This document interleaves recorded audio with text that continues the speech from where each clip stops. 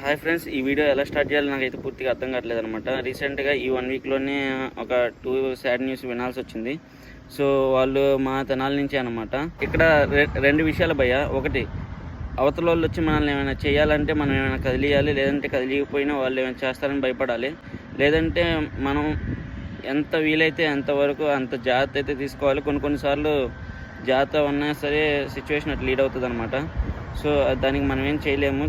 But కానీ నా తరపు నుంచి నేను ఏదో కొంచెం కన్వే చేయాలని చెప్పి ఈ వీడియో చేస్తున్నాను అనమాట. So everyone should take care themselves.